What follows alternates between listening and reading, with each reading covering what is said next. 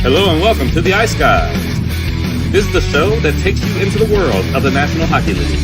Every game, every day, from a betting perspective.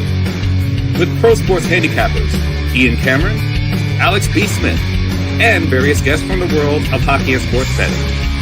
And now, here's your host, Ian Cameron.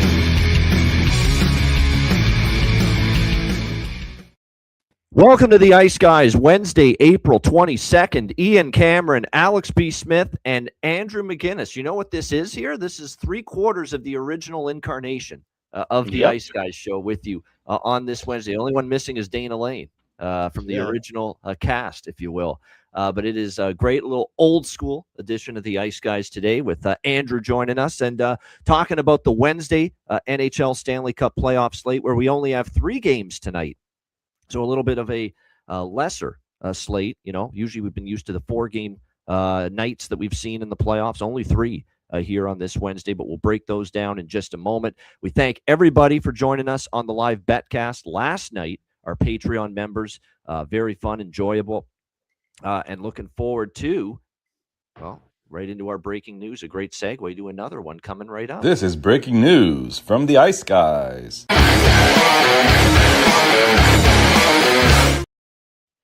So nice, we're doing it twice. And tonight we are back on once again for another Patreon exclusive live betcast. Now, as we mentioned coming into the playoffs, we're doing a ton of the Patreon exclusive live betcast for our Patreon members. But we also mentioned we're going to share the wealth. We're going to basically be, give both the Eastern Conference and the Western Conference their spotlight, if you will. Last night we were on for the Eastern Conference games, Montreal, Tampa Bay, Boston, Buffalo. Tonight we'll be on later. We're going to start at 9:30 p.m. Eastern time tonight, and we'll be on for the duration of Dallas, Minnesota, and Anaheim, Edmonton, the 2 games in the Western Conference tonight. We'll also probably, in all likelihood, be on for the very end of the Pittsburgh-Philadelphia game, because I doubt that game's going to be over by 9:30 p.m. Eastern time. So we'll get the tail end of that game as well on the betcast tonight. So join us and become a Patreon member if you haven't already. 9:30 p.m. Eastern tonight. Join us, patreon.com/Ice Guys. Get on board for just $10 per month. Excited once again for another betcast. And Alex, was a good betcast last night.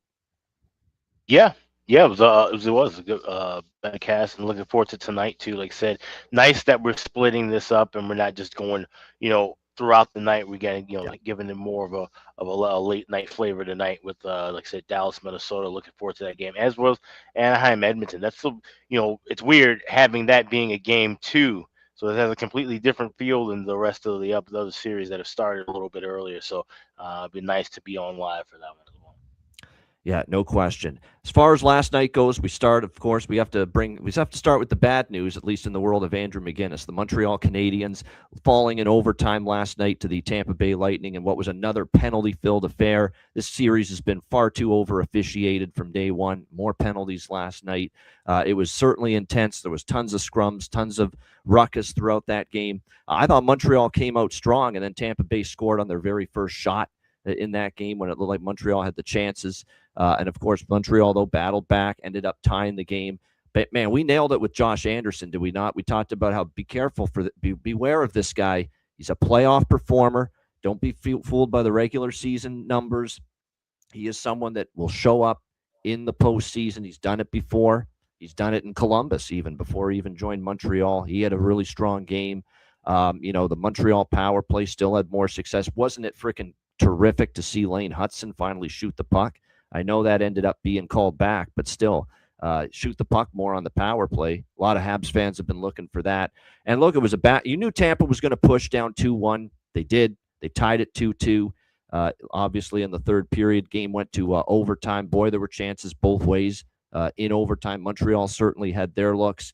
But then just, he's not had a good run here with Montreal. Talking about Kirby Dach, we know that.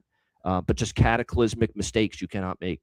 You have to gain the red line there at that point in the game. This is the playoffs, man. It's a chance to go up 2-0 in a series. You have to gain the center ice line before you shoot that puck in. And instead, it turns into an icing. And then we saw what happened right there. He had to stay on the ice.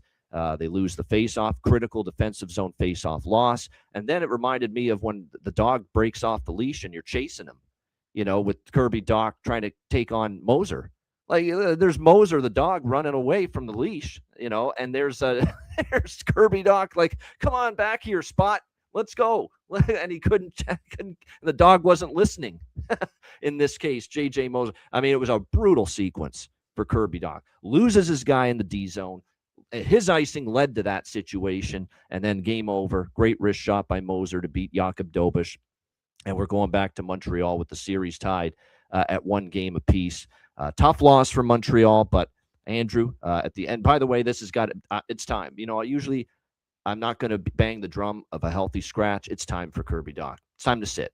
You can't play next game when you're making that kind of a mistake, and you're giving them absolutely zilch, jack shit, nothing offensively as far as production. When you're doing that, you're not giving anything offensively to the team, and you're making mistakes like that, costing your team a game in the playoffs, you got to sit after that, especially when, I don't care who you bring in, Brendan Gallagher, whoever.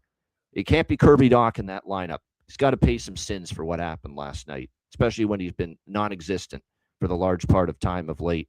But Andrew, your thoughts on a tough loss for Montreal, but still at the bright side, you're going back to the Bell Center and La Belle Province with a series tied at a game apiece.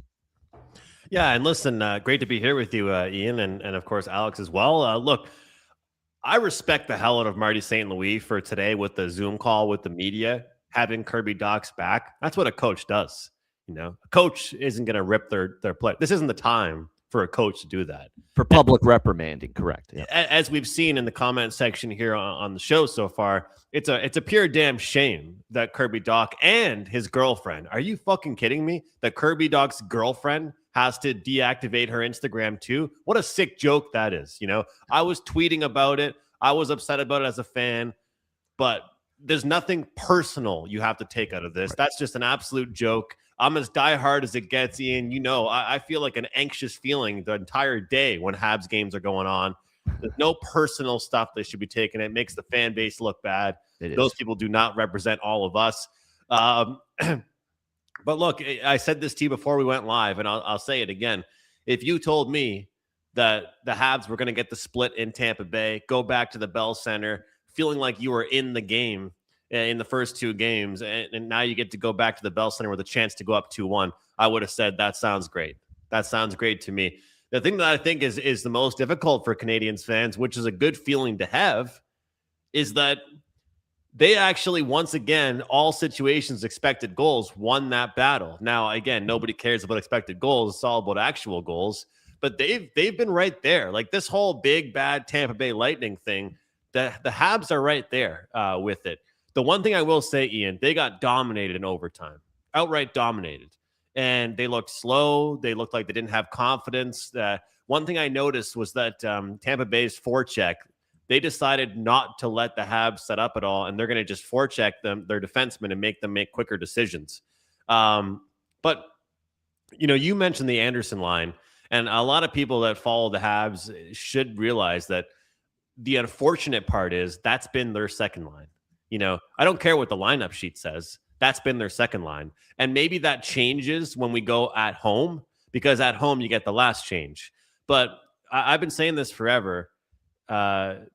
Jake Evans is probably the most underrated player in on the team and doesn't get credit for he deserves. But that Deneau, Anderson, Evans line, fantastic stuff. But the real question is going to be, how do we get Suzuki going? How do we get Caulfield going? But more importantly, I've defended the second line forever. And look, being an East Coast boy, I love Alex Newhook. He is a third line player on a Stanley Cup team. He is not a second line player. And it breaks my heart whenever I see Demidov have the puck and make a fantastic play. And it looks like the three of us are trying to finish that playoff. It's just he has nobody there to finish the playoff. So it's very like they need to get the secondary scoring, because if you can't get the top guys going, and I really, really much look forward to seeing what the home ice advantage looks for when it comes to the Canadiens is concerned. The last thing I'll say, it took me a minute or two before I get into the refereeing. I'm not going to play the boy who cried wolf here. The only thing I'm going to say is that game last night compared to game one, that's the game that Tampa Bay wants to play. John Cooper, with that smug look on his face, he wants scrums after every whistle. He wants chaos. Yeah, we don't mind being the villain was his quote post game. Yeah, like, I mean, are you kidding me? I mean, look, Oliver Kapanen is like 21 years old, considered to be a rookie in the league. He's not having a good playoffs. He eats like 5 cross checks. Texier comes in. Texier can't do anything either. Jack Eye comes in. And after all that, Tampa Bay gets a power play out of it. So, I mean, comment here from talking about they could use Michael Hage, and the depth is a real concern for me. And but guys, what a joke! Scott Sabrin trying to get Anderson to fight off the draw. Listen, man, the most impact you made on the game was trying to injure Anderson with 2 minutes to go in the game. That was your biggest impact. So, and also I got to just throw this out there. People are talking a lot about the Slav fight. There's 2 ways we can go about looking at that. There's this kid is absolutely feeling himself with the hat trick game 1. He I give him all the credit for doing that. The only thing I'll say is that you got to have some practice. The only other fight he's had is in a preseason game. It's like, dude, you can't just like you guys know Heat Daddy on Twitter. He always says, keep your chin tucked, and he had his face like wide open to get punched. Yeah. So that was tough to see. But if we're setting a betting, let's be serious. If we're setting a betting line for who's going to win a fight, Slavkovsky versus Hagel, Hagel's a minus 1,200 favorite. I mean, that's and in hockey, it's not about who's taller or who's bigger. It's just about who knows how to really do it, I would say. Anyway, I've talked too long here. One thing somebody said was that I was spreading some hate in a Tampa Bay podcast earlier today. I literally hopped into a YouTube podcast for Tampa Bay Lightning reporters for 2 minutes.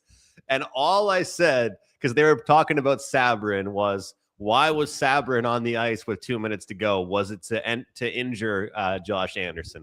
That's all I said. But maybe the passion maybe the fandom in me came out a little bit. But I didn't say anything too bad. Yeah, he's out. He's in the lineup for one reason, for the physical stuff and the fisticuffs and the nastiness. That's what he's out there for. He's not even a tenth. Yeah, he's not even a tenth of the player Josh Anderson is as far as being able to actually do some things on the ice from an offensive standpoint. He's there for the physicality and for causing a ruckus. And why are fan bases getting so soft about that now? Like, I mean, here we are, playoff time. Like, this is what we've all been fucking waiting for. These kind of battles, these kind of wars, and then you got people kind of crying about them.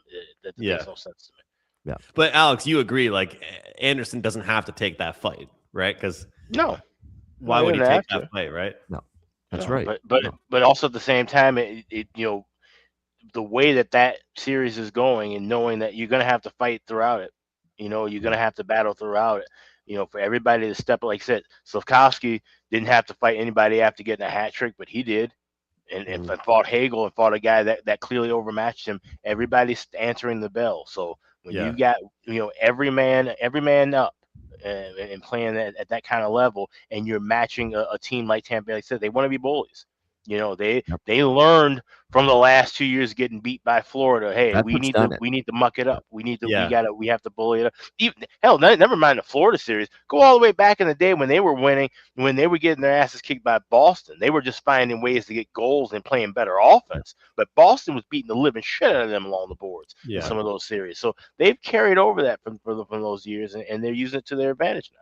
And I like it when they actually take one guy out of the pile, because there's no point in letting all this shit happen and then it just being 4-on-4 or 5-on-5, right? You're just giving them a green card, a free pass to say keep on doing it. Even if the Habs get the extra one, to me, if I was an NHL referee, you got to take one team and give them a power play, or else there's going to be just chaos after every single scrum, because it's going to be just 5-on-5. So then you'll say, okay, I'll take your worst player off the ice. I mean, one thing my buddy texted me, and he goes, well, Andrew, at least one thing you can say, even though he's had one hell of a game, is you guys have done a good job of getting Hagel off the ice, because he spent the 15 minutes in the box.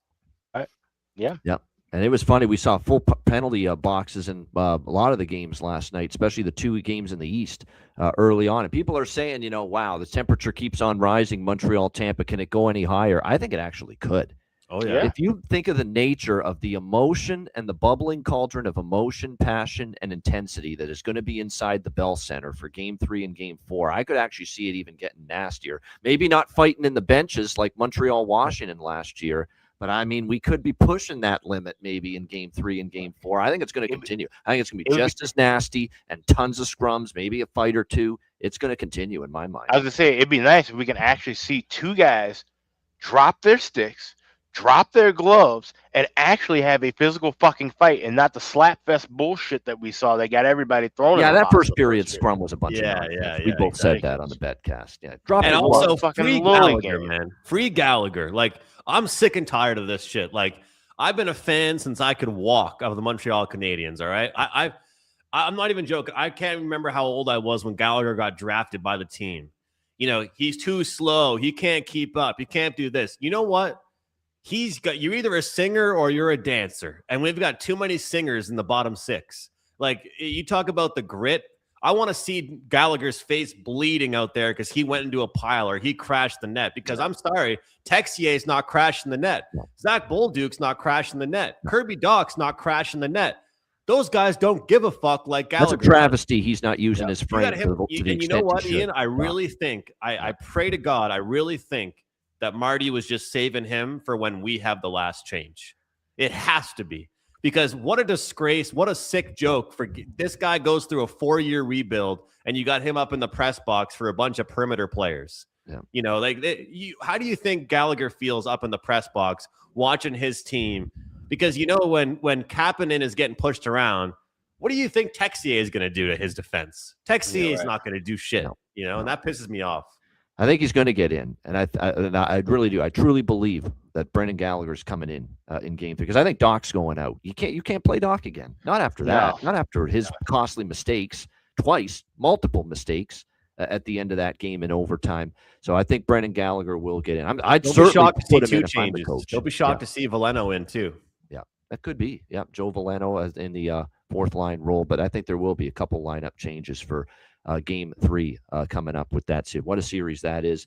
Look, we talked about Boston Buffalo yesterday. A little bit concerned about where's the headspace for Boston after that utterly brutal collapse in the third period of Game 1. You got to give them all the credit in the world. That's some mental resilience. That's some mental toughness to do what they did last night. Give them all the credit. Swayman was excellent once again in net for the Bruins, and the Bruins bounced back strong. Although Buffalo attempted another crazy comeback, they did get it to 4-2.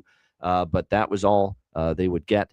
Bruins end up tying up the series at a game apiece. We had a lot of back and forth here in this game. And look, UPL, we all saw it. Everybody saw it. It was just one of the worst goals you'll ever see from center ice, Morgan Geekie. It was a one bounce off the ice. He tried to glove it, but it hopped over his glove and into the net. It was just a horrific moment, unfortunately, for Ukko-Pekka Luukkonen. And I give him all the credit. Did he hide from it in the postgame? No. Spoke to the media. Answered all the questions. I will give anyone, even it's a tough moment for him, brutal. Somehow you can't let that go in.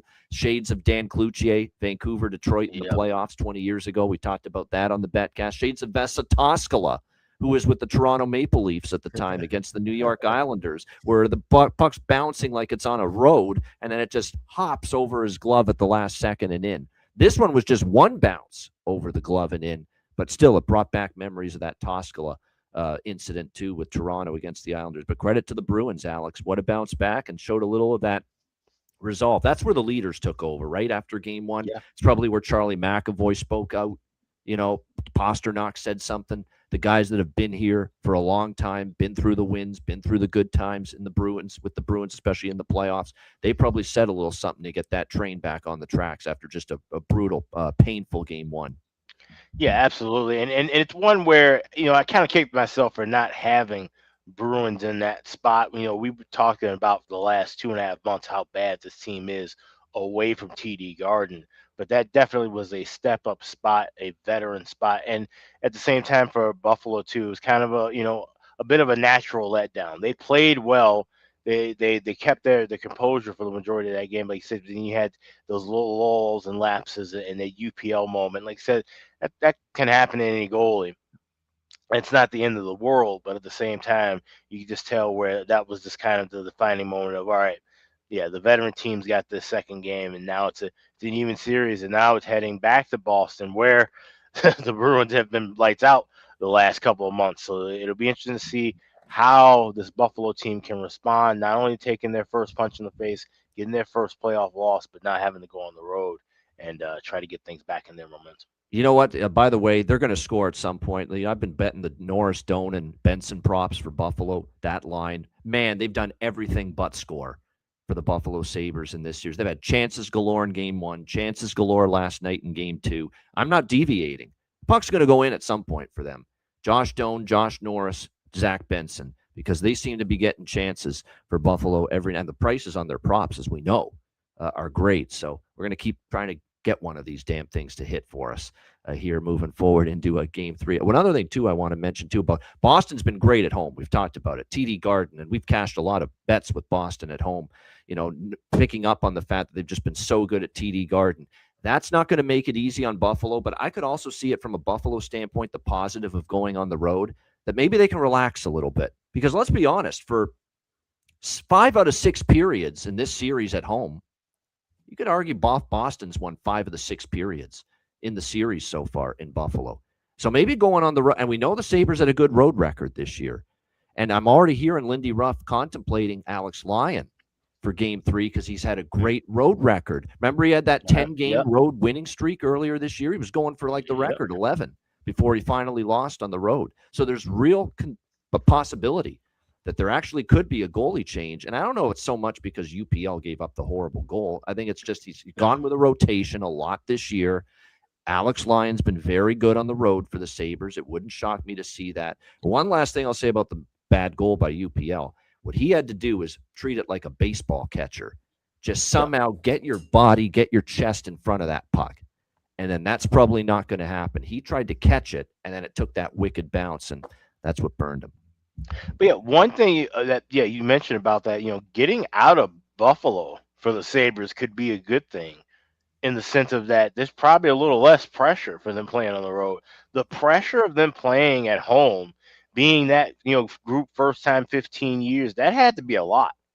Yeah. For them to be just a regular old road team getting the, shit boot out of them, maybe that's actually a little bit less pressure for the Sabres team, to be honest. So that'll be something interesting to see early in that game.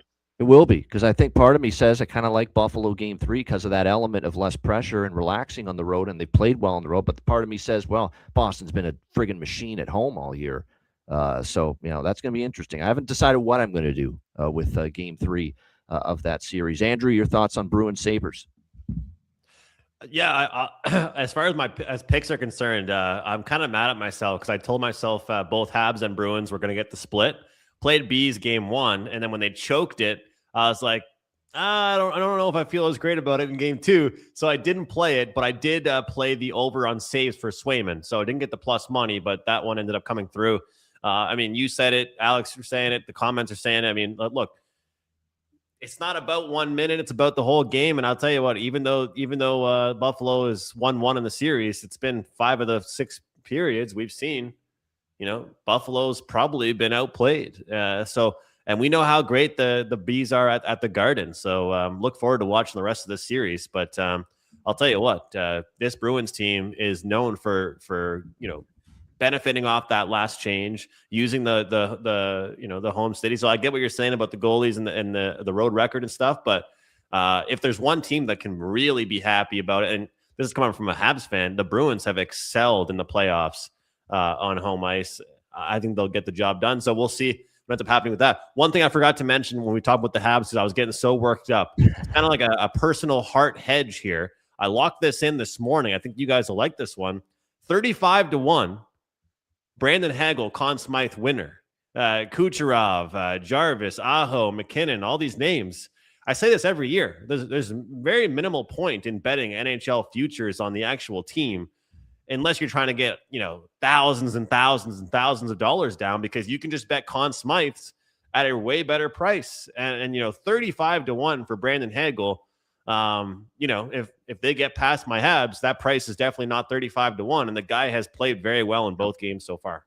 Yep, that's True, right. yeah. It's trying to lock in the price that's available right now. It's not so much, oh, I really, really, truly think Tampa Bay is going to the Stanley Cup final. It's more so that, yeah, this price won't be around if they get past Montreal, and the price will only dwindle, from that point on. So from that standpoint, yeah, just locking in a price that may not be there if Tampa Bay is able to get past Montreal. I do agree with what Perlo said about the fact that in the chat about the Sabres, that it's almost like the comeback zapped them energy wise a little bit. Yeah, I think there's some truth to that. Yeah. That could have been the case definitely. a little bit for sure when it comes to what happened last night. All right, I'm going to talk in one swatch here about the West game so that we can move on to today's games. And let's give Utah credit. I mean, a young team that learned from the experience of game one. They blew the third period lead, and that's what we were worried about against Vegas in game one. That, that the young team, that so many of these guys playing playoff hockey for the first time with Logan Cooley, Dylan Gunther, players like that in particular. And they had a 3-2 lead. They ended up losing, of course, that game. Actually, 2-1 lead. They ended up losing that game 4-2 in game one. And then last night, they were the better team last night. They carried it, the play, more often than not against the Vegas Golden Knights. And I thought game one was pretty even, too. I think if you're Utah, you're starting to think, wow, we're in this series. We're definitely in this series now after winning 3-2 last night against Vegas. Now, I took Vegas to win the game one in the series. I did that with Edmonton. I did that with Vegas.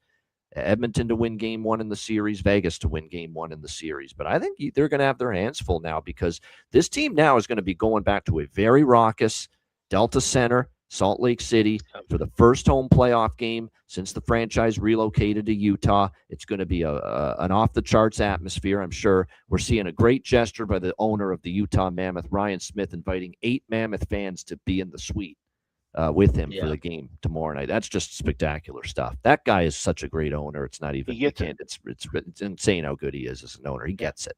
He's trying to cultivate great relationships with the fan, not good, great relationships with the fans. And that's great to see. But that was a great gutsy effort. And Logan Cooley, what a goal. That was all out hustle and effort to get to that puck, to beat Carter Hart for the game winner.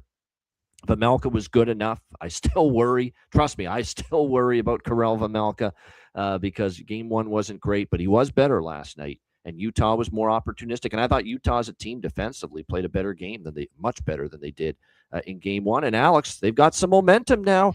Series tied at 1. That's what they were looking for out of T-Mobile Arena. And now they go back to Utah 1-1 on Friday night.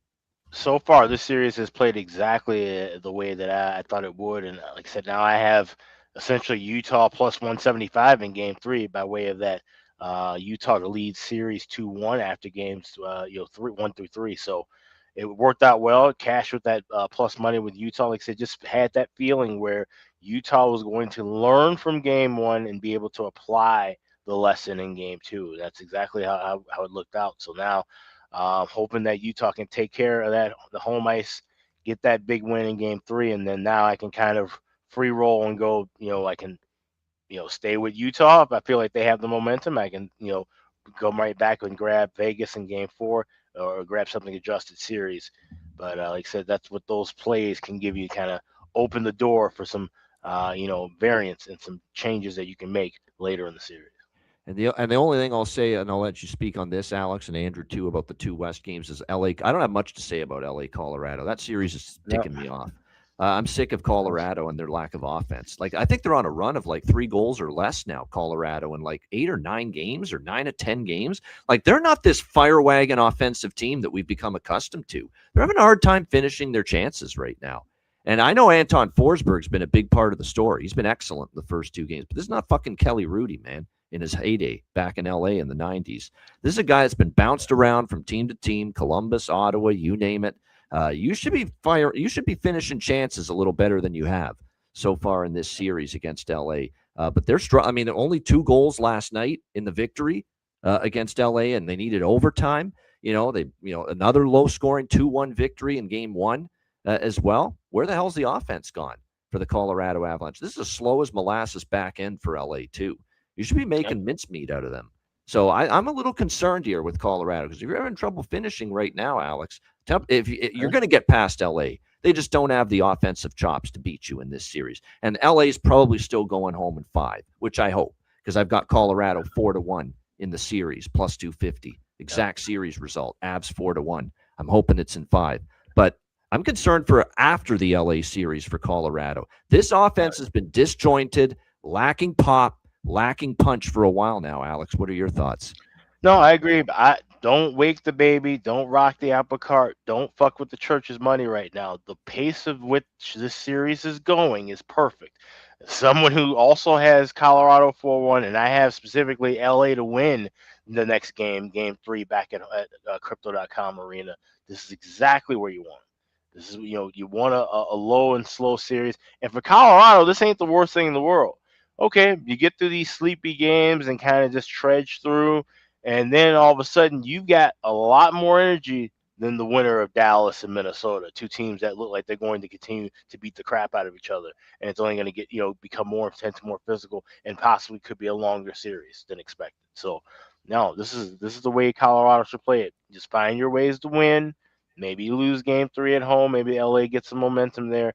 But like I said, it's just a matter of, getting through it, staying healthy, and just kind of keeping things kind of status quo for the Avs right now. Maybe it's just LA's mucking it up, just trying to gum up the works, gum up these games, slow it down, just be airtight, and it's just been difficult. It's just been pretty surprising to see that, who are the goal scorers so far? You had Nick Waugh, of all people, with the overtime winner. It's been a quiet series for McKinnon. It's been a quiet series for Natchez. It's been a quiet series for a playoff performer from years past, Big Val Nichushkin, so far for Colorado. Brock Nelson.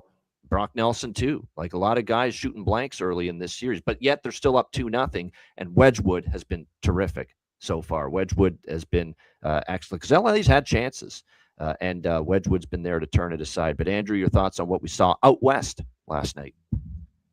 Yeah, I'll just say, similar to what Alex just said, like if you can win like this without your stars going crazy, it's such an achievement. And the fact that it's a 2-1 scoreline for both. It's obviously wasn't pretty, but they get the job done. And the way I look at it is this, like, despite who won, like if you're LA, you're thinking to yourself, like, man, we might have played like 2 of our best games we're going to play. And I understand it was on the road, so they could play better at home. But at the end of the day, like, how many more games in this series is Colorado going to score 2 goals, guys? Like, is it going to happen again? Like, I don't know, but this, if I had to, I didn't think it was going to happen last night, and it did. Yeah. yeah. The only bet I had in that game was Forsberg over his saves, so I was happy to get there with that one. But it kind of reminds me of the Oilers series, guys. I mean, it's only 1 game in, but no McDavid goal, no Leon goal, and no problem. They scored a handful of goals, so it was kind of a prop nightmare. But as far as the Avalanche are concerned, like, McKinnon loves to see that. McKinnon's sitting like, oh man, this is awesome. This is what we need. And any fan of any team should be able to look at that and say, like, wow. Like, it's kind of like Jason Dickinson scoring for the Edmonton Oilers. Connor McDavid's like singing hallelujah on the bench because he's like, doesn't have to be just me, right? So I think that's great news for them. Yeah, no question. That's a great point on that. Like, they're getting other people stepping up. Jason Dickinson for Edmonton, and we'll get to Edmonton in just a moment as well. So very interesting to see, again, how it goes for Colorado back in LA. One thing I would warn you is that people thinking that LA's played pretty competitively in these first 2 games. Now they're going back home.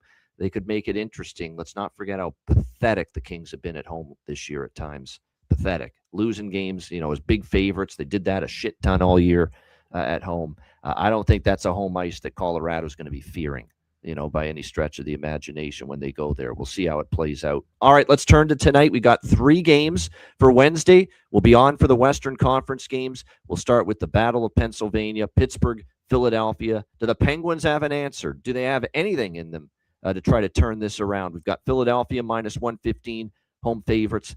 5.5 the total. We've seen the total dip for the first time in this series, down to 5.5. Philly, of course, leading the series 2-0.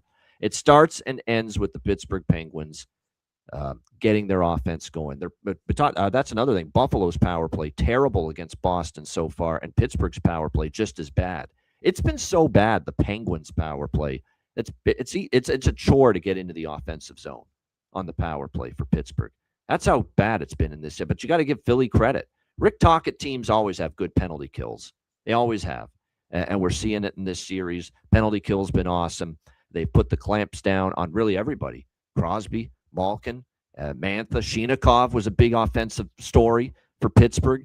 in the second half of the season. I haven't heard anything from them so far in this series. It's been a clinic defensively from Philadelphia. Now, Pittsburgh did finally, from a shots perspective, push through in the third period of game 2. They finally, it looked like, started to carry play a little bit. But again, it's no good if you can't beat Darth Vladar. Dan Vladar here for the Philadelphia Flyers. My God, he got him for pennies on the dollar, Danny Briere, in the offseason. And look at what Dan Vladar has given this team as far as goaltending. Spectacular season, and even better here in the first 2 games in these playoffs. For me, this is a simple handicap. For me, full game, I could only look at the Flyers to go up 3-0. However, what I'm going to do is I'm going to try to get a little bit cute here with the game. I'm going to take Philly full game because I think that's just, and they look slow too. Like, it looks like Philadelphia is winning the battles, winning the pucks all over the ice. I don't know if it's going to necessarily change here tonight. And it's, you've got a lot of long in the tooth as far as longevity, games under their belt, and age on this Pittsburgh team. It's starting to show a little bit with some of their players, like, Crosby, Malkin, Carlson, even on the blue line. I could only look at Philly here in the full game, but I will take a shot. And maybe this is just, they haven't shown me they could score a first goal yet, but I will grab a small shot with Penguins' first goal, first period here tonight. Just because, look, it's a very simple thought process here. Get the lead. You've got a puncher's chance to get back in the series and win game 3. You go down 1-0 again, and here we go. Out comes the wet blanket. Out comes the hornet's nest all over again to just completely devour this Pittsburgh offense again from the Flyers, which could happen again if the Flyers get the lead. So it's really that simple. I think if you're going to endorse the Penguins here, for me, the better option is first goal, first period, rather than trusting them for 60. It's just really that simple because I don't see a pathway for them winning if they fall behind again. I also can make a case for Dan Vladar over saves. If you're into the saves props, we mentioned Forsberg. I know Andrew liked that yesterday. We mentioned it as well. If you're into the save props a little bit, Vladar could be worth a look. He did go over his saves prop in game 2, the last game of this series. And you got to think it's fire all pucks at net, and you got to try to generate something. So nobody should be shy about turning down a reasonable scoring chance and a look if you're the Penguins, being down 2-0. So that over, and it's only 21.5, by the way, the Dan Vladar saves number here in this game. I could see him going over that. I got to bet Porter Martone goal, point, whatever thing you can think of with him. He's got an 8-game point streak, 8-game point streak. And obviously he scored in back-to-back games to start this series as well. There's also some good point numbers to mention for the Flyers. If you want to follow players that have had success in the series so far, Konechny's tallied a point in back-to-back games in this series. Christian Dvorak, he's got a point in back-to-back games in this series. His point prop is only -105. So if you're looking at players that have produced so far in this series, those are certainly some players to keep an eye on here. It's hard to bet Penguin goal props for me. I want to kind of take a shot that maybe they could find the back of the net, but it's not easy. If I were to sprinkle, I'd look at, Mantha, Shinikov. Crosby, by the way, I think he'll be shooting the puck tonight a little bit. He's gone over 2.5 shots, by the way, Sidney Crosby, in back-to-back games, I believe, in this series. Even though the puck hasn't been going in, we have seen Sid go over 2.5 shots in game 1 and in game 2, and it's +125. For Sid Crosby over 2.5 shots tonight. So if that holds true to form, that pattern, pretty good price considering he's gotten to 3 shots in the first 2 games in this series. And one last bet I'm going to make here is over 5. I'm going to buy the dip reluctantly, small bet, but I'm going to take a shot buying this dip down to 5.5 and bet over 5.5 -120. It's not easy to decide I want to do this, but like I said, I think over 5.5 -120. I agree with Brazeau, too. I like that idea of Jonathan Davis in our chat. Brazeau into the lineup, fresh legs, live legs after being out, and maybe gives them a little jolt offensively. And you're certainly getting a great price on the goal prop for Pittsburgh there with Justin Brazeau tonight, upwards of +560. Alex, how are you approaching it here as the Flyers look to take a stranglehold of the Battle of Pennsylvania? Yeah, and this is tough because after watching, game 2, I messaged you and I said this could easily be a 4-0 sweep, which is unfortunate because the way that we, had this one bet with 6-game, 7-game split, have to, either dole out a few units to try to turn this car around, much like LA Edmonton last year, or try and trust in Pittsburgh to right the ship here and find a way to get a win on the road. And Pittsburgh has to come out hot here. Pittsburgh's got to score that first goal first period. I'm right there with you. I grabbed that plus 135. Sidney Crosby, I'm not going to be on him for 2 goals tonight, but I do like him at 1 goal plus 200 at FanDuel. Like I said, he's been firing. He's going to have to step it up. This Pittsburgh team's just got to find a way to match this intensity, match this speed and physicality of Philly right now. And like I said, felt like they'd be able to command things at home. Maybe they're a team that needs to get away from home, get on the road, and have a business-like manner, but they've got to do it early. So I would look at anything Pittsburgh first period money line, first goal, first period. If they don't take out of that first 20 minutes with the lead, I don't see them having a lead in this game, and I don't see them having to lead the rest of the series. So that's the way I look at it. It's all or nothing right now in period 1 of game 3. So give me Pittsburgh first goal, first period. I will grab a little bit of Pittsburgh money line in the first period too. I see a minus $1.10, $1.12 with that, and I have Sidney Crosby anytime goal scorer plus 200. Yeah, I think that's the approach, and that's why there's nothing. I think if you're going to look at Pittsburgh, they have to have they're dead meat if they don't have a strong start anyway. And if they fall behind, like, how does anyone have confidence where if Philly scores first again, they come back? They've not been able to solve this just airtight, team, a wide structure. And it's also the forwards too. They're doing an impeccable job back checking for the Flyers. That's been a big reason why the defensive play has been so good. It's imperative they get the first goal, but even the value, I don't love the money line price on Pittsburgh when they've been dominated in this series in the first period. So to me, the best value bet to take a shot that maybe Pittsburgh, with this urgency at an all-time high, can get on the board first is that first goal, first period at plus price, obviously at FanDuel. Andrew, how are you approaching it here, Penguins and Flyers? Yeah, I love everything you guys are saying. I agree. The way Alex just ended there, I couldn't agree more. Like, the first period defines what the Penguins do. I've been saying this on any show I've done, that I truly believe still to this day that there's a correlation. Pittsburgh over, Philly under. We haven't seen the overs yet because Pittsburgh hasn't won a game yet. But, right. Let's not forget, like, the Minnesota, you guys remember Minnesota-Dallas game 1, right? Like, that was just an absolute dominant performance. What happened in game 2? Like, I know Philly did it to Pittsburgh twice. But, how many times have we seen it across? How many times have we seen a favorite like the Detroit Pistons of, double digits lose in game 1? And then tonight, Detroit's probably going to win by double digits, right? Anything can happen from game to game, and I get it. Like, people say don't handicap off hope, right? But, it's not always as easy as the Flyers look great the first 2 games, so they're going to win the next one. And it's not always as easy to say that Pittsburgh looked bad, so they have to win too. To me, one thing I'm going to say is that you guys know I'm a Crosby guy. We got the picture right behind me. But out of all the players that are playing in the NHL playoffs, do we think that Carlson, Letang, Crosby, and Malkin care if they're playing on the moon or if they're playing in Pittsburgh or if they're playing in Philadelphia? They don't care. Like, I really don't care. The only thing that really affects it is that the last change, guys like Dvorak and Couturier and all these guys that are such good defensive forwards, the last change matters big time here. But, to me, put it this way, guys, I'm curious what you think of this. I don't think this is much of a hot take by any means, but the winner of this game tonight will be the winner of game 4 as well. I'll go on record with that. Whoever wins tonight is winning game 4. Pittsburgh loses tonight, say goodbye to the gentleman's sweep. It's going to be definitely think that if Pittsburgh loses tonight, I think they're going out 4 straight if they lose tonight. Yeah. But, if all of a sudden Pittsburgh wins 4-2 tonight, they're going to be singing, hey, we're back. Guess who's back? The Penguins offense is back. So give me 3+ shots on goal for Brian Rust. Give me a power play point for Sidney Crosby, and Penguins first period.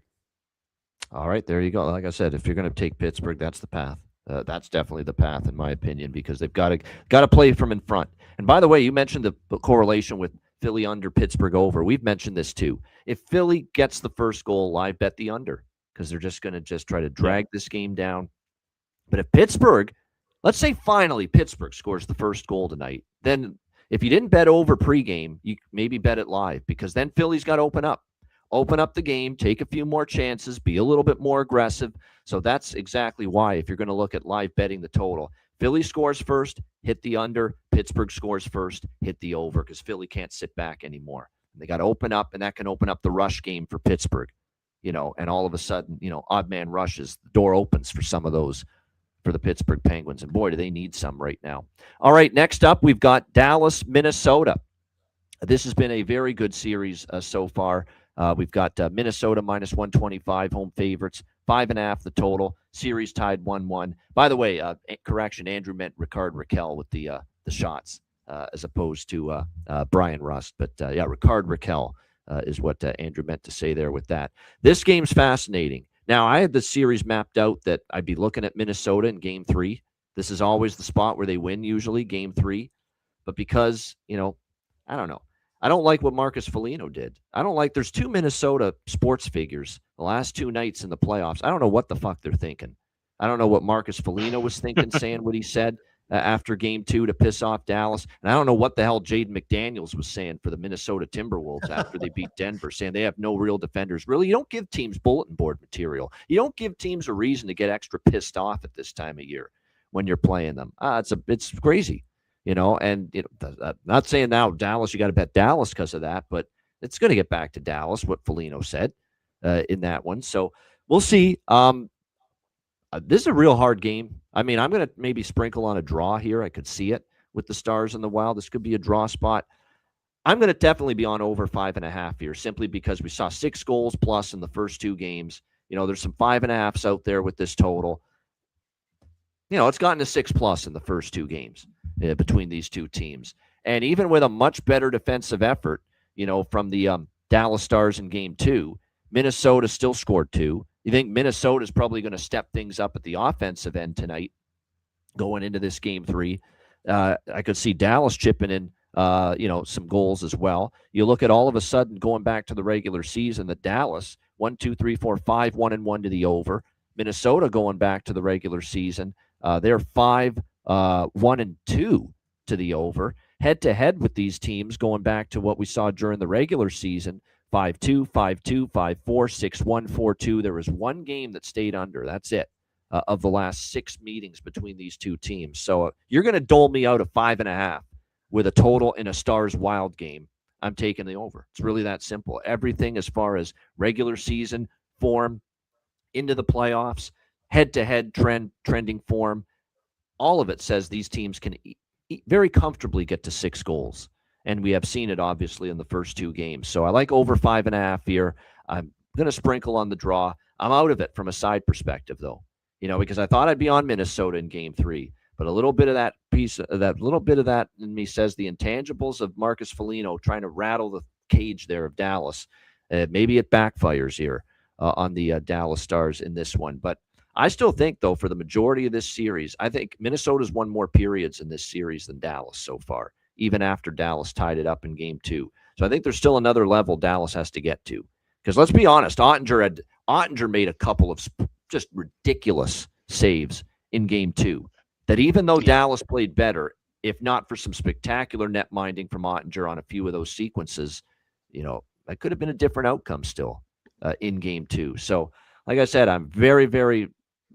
We have the betcast too during this game, so we'll be watching it, and I'll get in live with maybe a look on one of these teams. But pregame, draw, and more so than that, over 5.5. Alex, what do you think? Dallas, Minnesota. Dallas understands what it is to play on the road, taking a crowd out of the game, and I like them at this spot, plus 145, first goal, first period. That's the only pregame bet that I have. Everything else I'll be waiting for in game. I like the over by factor in this spot, more so to that over 5.5. But at $1.30 pregame, I can wait for that, like I said, during the betcast. Try and get that closer to plus money, or at least a pick and price.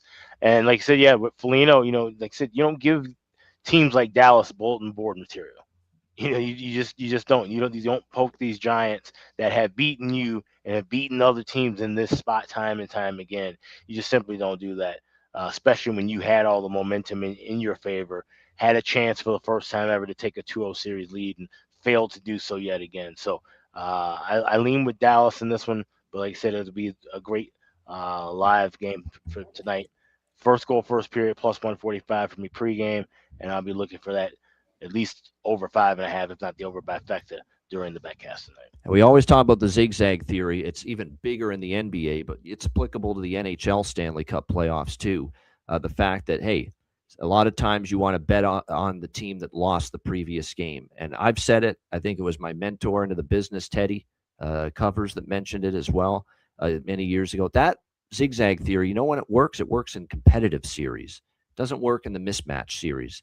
Like no one was expecting LA to, win game 2 necessarily, even though it was saying zigzag theory, bet LA because they lost game 1 in Colorado. No, it's a mismatch series. Colorado's just better. So the zigzag theory is not going to work there. This series, I think it is going to work. It is going to be a back and forth. So that's why I was leaning Wild initially, coming off the loss against Dallas. But I don't know. I don't love the Foligno comments. I hate that. I hate that he did that. I think Dallas is going to be ready to go now because of that tonight.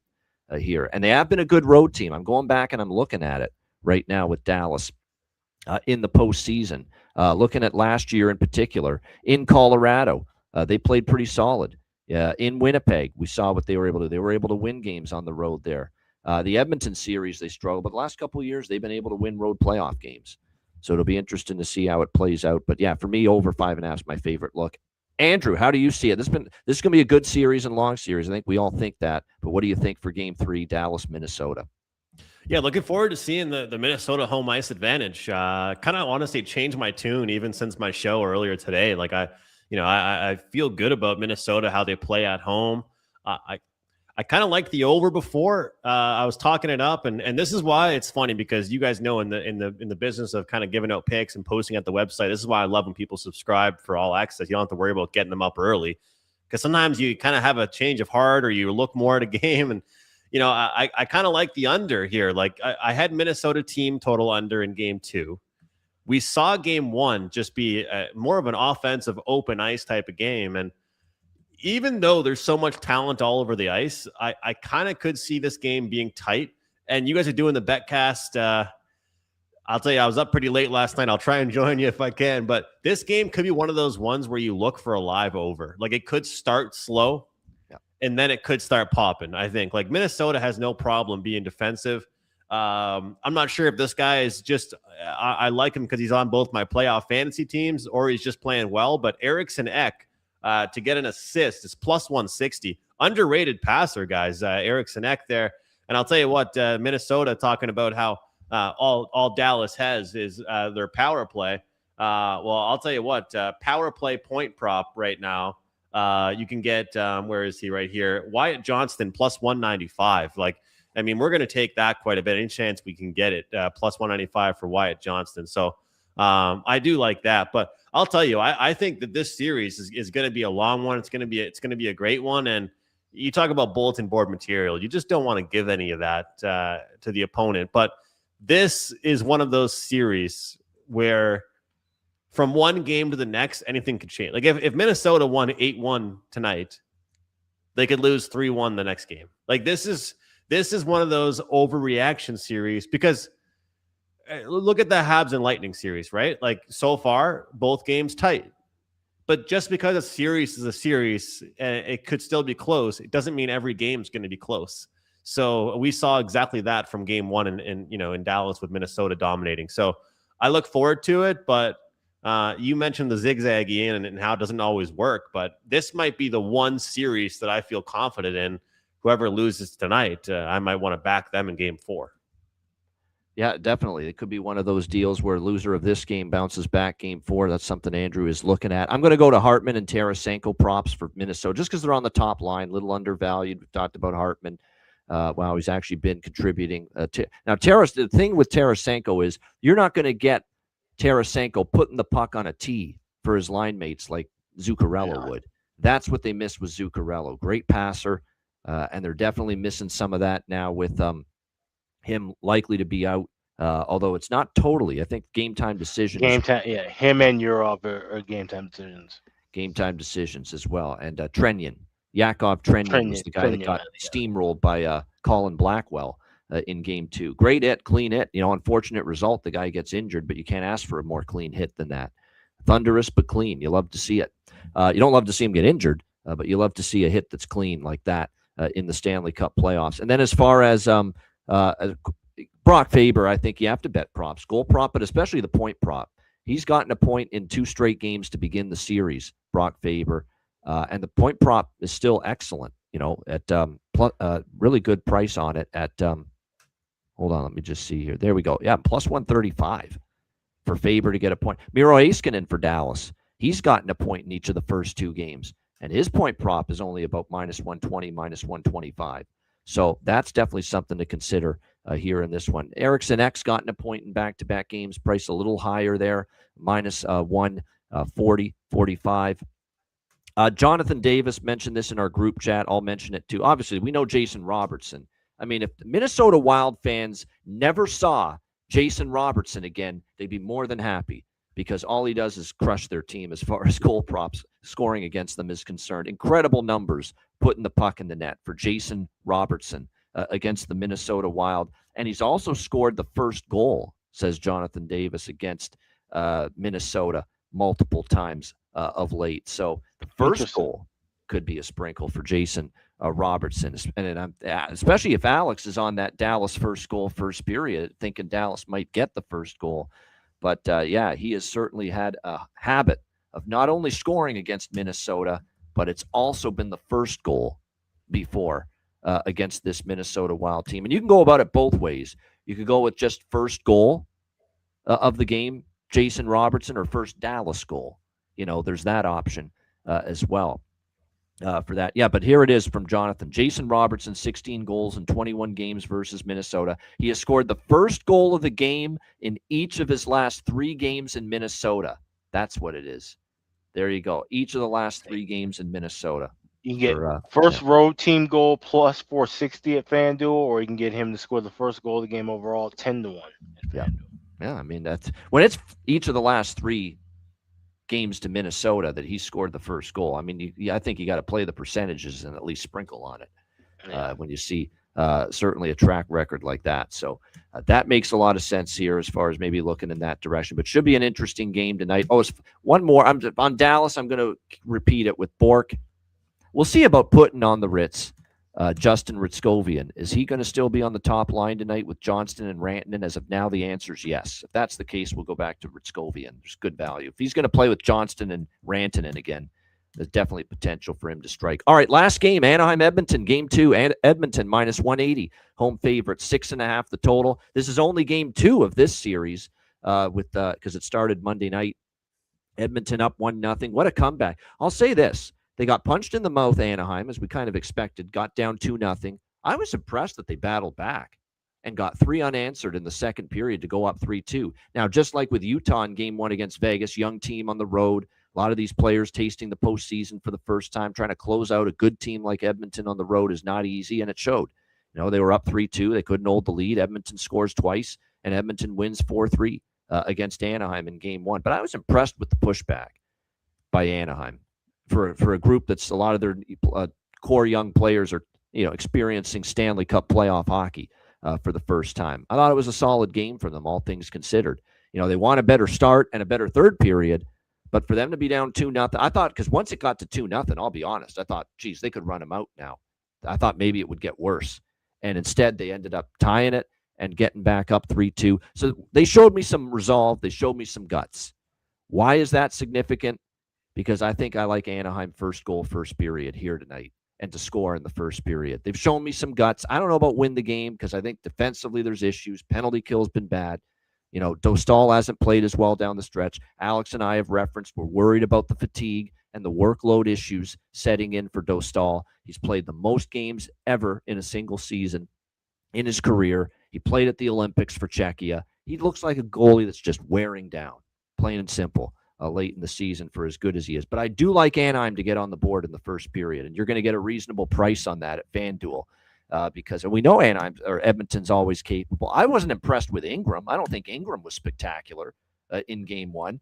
I thought he was okay. Wasn't great, and he's not a goalie at the playoffs. It's going to scare me, not with what Anaheim can do offensively. So I think there's going to be a pathway for Anaheim to get on the board in the first period.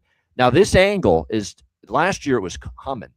Alex. And the angle is team that lost the previous game scoring in the first period of the next game. It was excellent last year. It's only 3-4 this year so far in the playoffs. The team with the game twos, where the team that lost the previous game scoring in the first period of the next game. But I like I like that response from Anaheim after a brutal end of the first period, which tells me they've got some guts to them, some resolve, some just keep playing in them. And I think that all goes to Joel Quenneville, right, Alex? We've talked about it. Yeah. But Joel Quenneville's not going to let them say, whoa, guys, it's 2-0. There's a lot of hockey left. It was a bad end of the first period, but we responded in the second with those 3 goals to give ourselves a chance. So that tells me there's a little bit of a resolve in this Anaheim team. I'm looking at it now. FanDuel's got -160 for Anaheim to score in the first period. I'm going to wait for that price to drop just a little bit. If we get them without a goal in the first 3, 4, 5 minutes of the period, we'll get a better price on the betcast tonight. So that's a betcast look for sure. If it drops, I'm going to bet it. I think the other looks, we got to, until I see this series cashing under, it could be over or nothing for me for the total at 6.5. It's been 7s plus in repeatedly Ducks versus Oilers in recent head-to-head meetings. So I could only look over 6.5. I think Edmonton team total over 3.5 does interest me though for the full game. Now that's a little pricey too. And because we've got the betcast, we might wait for that to drop just a little bit. The way I see it is I'm hoping we at least get 3 to 5 minutes of scoreless hockey to begin this game. Because if we do, I'm going to get a better price than what's out there now on Anaheim to score in the first, which I want. And I'm going to get a better price on Edmonton team total over 3.5 for the game, which I want. And I don't want to lay, -150, 55 in some spots right now with Edmonton team total over. But if we get those few minutes of scoreless hockey live on the betcast tonight, we'll get a better price in-game, and we'll bet it on the betcast tonight. That's the approach. Alex, what do you think here, Anaheim-Edmonton? Yeah, I mentioned at the top of the show how I'm looking forward to this game from a live betting perspective. But pregame, I am on first period, both teams to score +140. And as I said, it's just predicated on the fact I like Anaheim to get on the board early in this game. But like I said, if we can wait 3, 4, 5 minutes into the contest and during the backcast, have some chances to get some better opportunities, better prices on some plays, that's definitely something we'll be looking at as well. So just both teams to score in the first pregame and everything else looking for live.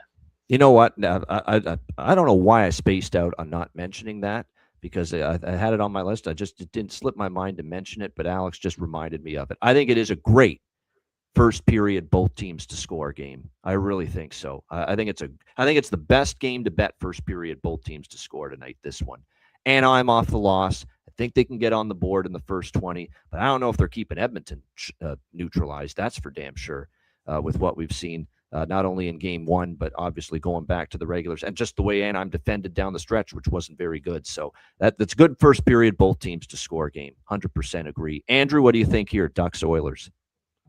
Ian, it took an hour and 2 minutes, but the gloves are off at center ice here because I'm taking Oilers first period, -0.5 goal. So look, for me, to win a game. That's not necessarily the case. If it's 2-1 Edmonton after the first period, I'm happy still. Because I'm only on them to score in the first. As long as they don't score first, right? As long as they don't. So let's get a start with Anaheim goal, then 2 in a row for Edmonton, and we'll both be happy there. But look, I think I can't undersell how much it means to me that they won a game without Leon or Connor scoring, especially even Connor getting a point. Unless you're a fantasy owner, I mean, you got to be happy with the Edmonton Oilers, what they were able to accomplish there. It reminds me a little bit of that LA Kings game, right? Like the LA, I know it's different because it was low scoring, but that's a game that you should be looking to win if you're the Anaheim Ducks, if you were able to contain Connor McDavid the way that they did. Supporting cast, huge. The chances were huge. Podkolzin's a guy that's plays the right way as far as playoffs are concerned. I thought Wallman looked good. I thought a lot of the guys in the blue line were activating. So I like the first period play here, -0.5 goal. It's one of those ones where you say to yourself, man, they got that win and they probably weren't even playing their best hockey. So I think they're going to just jump out of a cannon for the first period of this one. This is one of the few games where I've looked at a game 2. I mean, if we take away the Kings series, which nobody believes in the Kings, but this is one of the only game 2s where I haven't even considered a zigzag in game 2, just because I think that Edmonton won the game, but didn't even play close to their best stuff, and we're going to see an even better effort. It's probably an indicator of why the team total is upwards of 155, because they expect 4+ goals for the Oilers tonight. So this is Andrew has to sleep more tonight. First period, 20 minutes, get in, get out type of wager here. So I do like that one. And I'll tell you what, if you want to take a look at Connor McDavid stuff, I would look at 2+ assists. He can score, but great playmaker as well. And I think the longer the playoffs go on, the more he wants to make his team around him better. I don't know how, guys, but I stumbled today. I was eating lunch. I was watching like old Stanley Cup stuff. And you look at all the old Stanley Cup teams the past few years. Let's not you look at the Florida Panthers team, you look at the Avalanche team, the Vegas Golden Knights team, the Lightning team. Like, look how much depth those guys had. Like, you can look at every star player and tell me they were great for them, but every single team has a good supporting cast, and you need to have it. So if you're Connor McDavid, obviously you couldn't care less what happens as long as you win. But I think it's so important for this team to have gotten some goals from. And how about Colton Dach? One Doc's having a great playoffs. The other Doc's having a shitty playoffs. Might have played his last game as a Canadian. But Colton Dach, he plays the right way. He's not going to score goals for you, but I think he had 4 or 5 hits in his first playoff game. And that was good to see from him. Yep, no question. I thought it was solid. Unfortunately, Jason Dickinson had a great game, and here he is on the damn injury report again. Oh, and Radko Gudas. Of course he is. No Gudas either is kind of crazy. That's tough loss for the Ducks. Well, it is, because now you got Hines and Hellison as your third pair now. Tyson Hines, Drew Hellison. I don't know how much ice time they're going to get. Joe Quenneville's probably going to play the top 2 pairs a lot, try to shield that third pair. You're going to see a lot of kooky, Lenmy Lacombe, Jackson Lacombe, Jacob Trouba, Minchikov, and John Carlson. You're going to see a lot of them tonight, for sure. The ice time is going to go up, which means that, if you're interested in props on the back end, Lacombe props could be good tonight. He's going to get a lot of ice time now because of the injury to Gudas. So that's something to look for. Benji's on the money with Matty Robb special. This could be a good night, good game for one of those. The first period over 5.5 full game combination. I could see that. As far as props for me for this game, Troy Terry, obviously back-to-back games with a goal, 2-goal game in game 1. I'm going to go back to the same usual suspects for Edmonton as well here in this game tonight, where I want Savoy with as long as he's with McDavid, Matt Savoy goal prop, I'm interested. Always whoever's flanking Draisaitl, it's Podkolzin and it's Kapanen. He's become Mr. Playoffs, Kasperi Kapanen. What this guy's been able to do in the postseason suddenly the last couple of years with these big goals and big times, I think his goal prop is once again worth a look. Dickinson's a game-time decision. Adam Henrique has already been ruled out for Edmonton for this game and drawing into the lineup, and I'm going to bet him to score. It's kind of like the feel I have with Brazeau for Pittsburgh coming in. Maybe he gives them a jolt. Josh Szymanski, who actually scored the last game he played for the Edmonton Oilers. Josh Szymanski is going to enter the lineup for Adam Henrique tonight. And Josh Szymanski's prop, even though he's going to be a bottom 6 forward only, plus 875. Why not? Why not sprinkle on it with Josh Szymanski here for Edmonton? And he did score the last time he suited up for the Edmonton Oilers. So we'll get in on that for a little bit as well. All right, great stuff. Shout out to everyone in the chat. Hit the like button if you haven't done so already. Reminder, live betcast for the Western Conference games tonight at 9:30 p.m. Eastern time. Make sure you join us on the Patreon exclusive Ice Guys live betcast.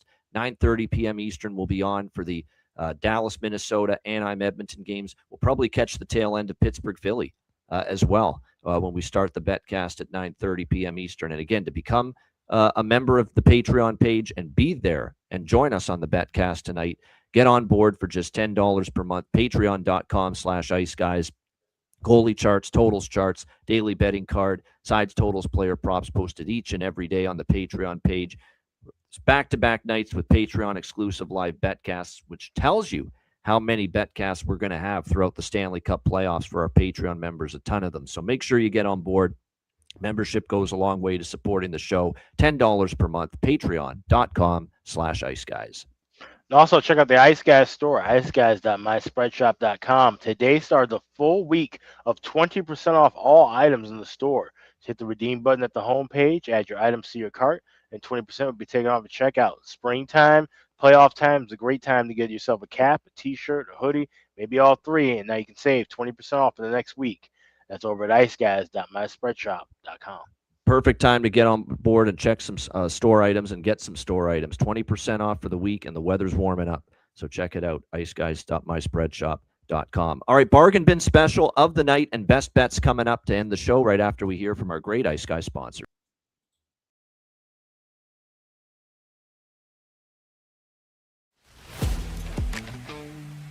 Wizard Sports Picks, featuring the finest handicappers in the universe.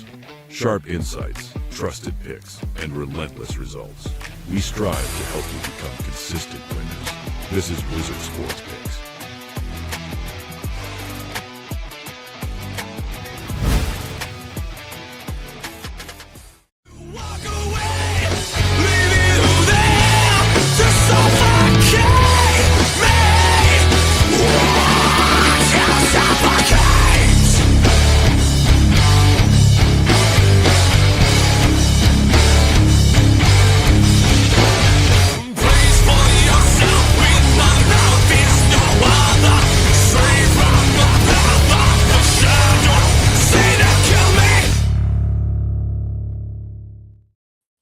All right, bargain bin special of the night for this Wednesday 3-game Stanley Cup playoff slate. Didn't have one last night. Did have one a couple nights ago with Dylan Cousins for Ottawa, but we did not have one last night. We'll see if we can get back with a bargain bin special to add to the win column. Alex, we'll start with you. Bargain bin special of the night.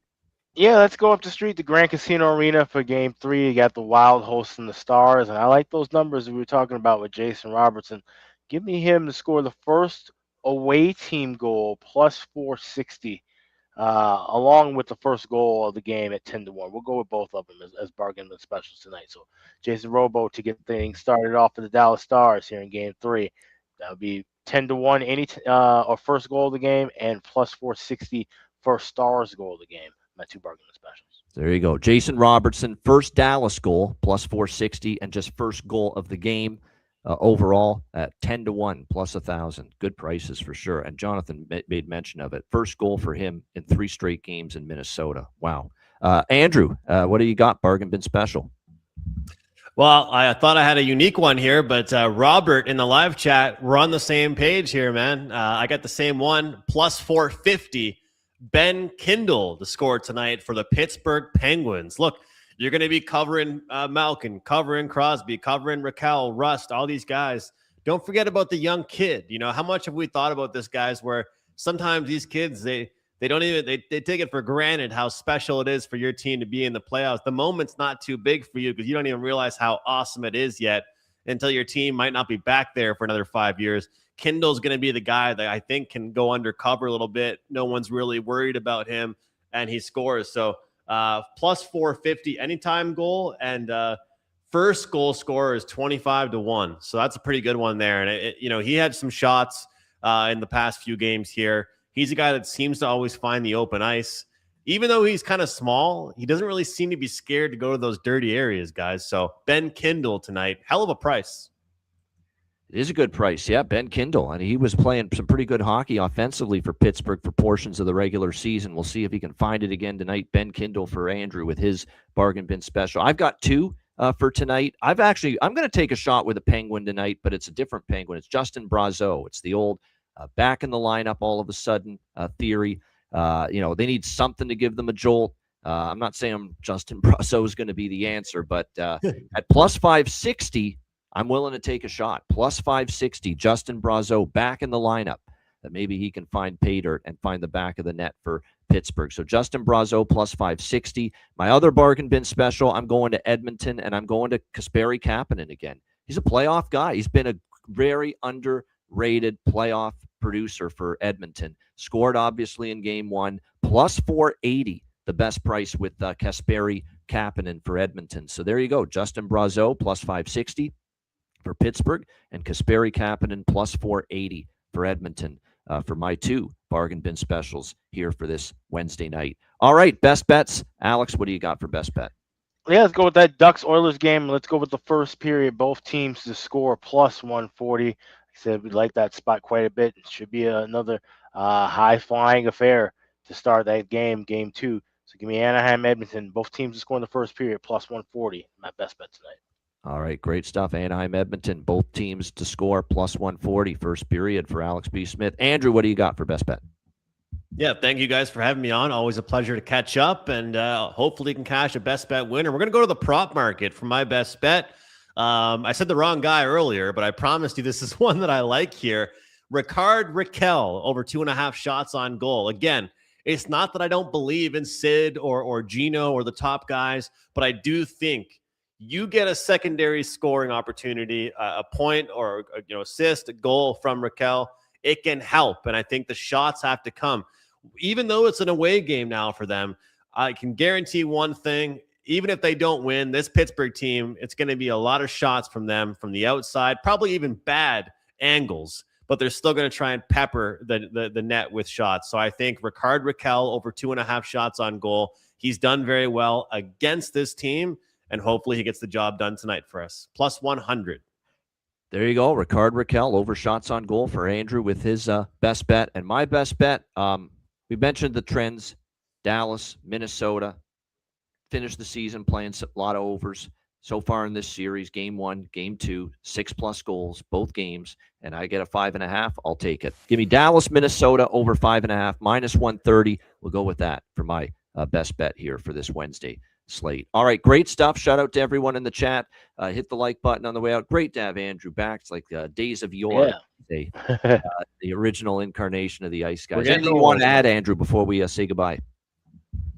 Yeah, no, appreciate you guys having me on. Of course, puck time, 11 a.m. Eastern, and every Monday through Friday, and we do our Saturday show recording Friday afternoons. So, yeah, can't wait for the next couple games here, guys. The playoffs are unbelievable, and always great catching up with you guys. It's the only other NHL betting show we'd tell people to watch, Puck Time, just because Andrew and Carmine are just such great guys. That's why. No question. But like I said, check them out. And again, and Andrew too, I know it's late, but even if it's just 10, 15 minutes, you're welcome to join us on the Betcast tonight. And we hope we see a lot of you that are Patreon members for the Betcast tonight as well. 9:30 p.m. Eastern time is when it will begin. A reminder, the Ice Guys is live 7 days a week, Monday to Friday, 2 p.m. Eastern, Saturday, Sunday, noon Eastern. If you can't watch the show live, download the Ice Guys podcast in audio form on all major podcast platforms: Google Podcasts, Apple Podcasts, Spotify, Stitcher, iHeartRadio, Amazon Music, and more. Download the Ice Guys podcast when you can't watch the show live. For Alex B. Smith and Andrew McGinnis, I'm Ian Cameron. Have a great Wednesday. We'll see you for the Betcast tonight, 9:30 p.m. Eastern. And we're back, as always, Thursday for the Daily Show, 2 p.m. Eastern, right here on the Ice Guys.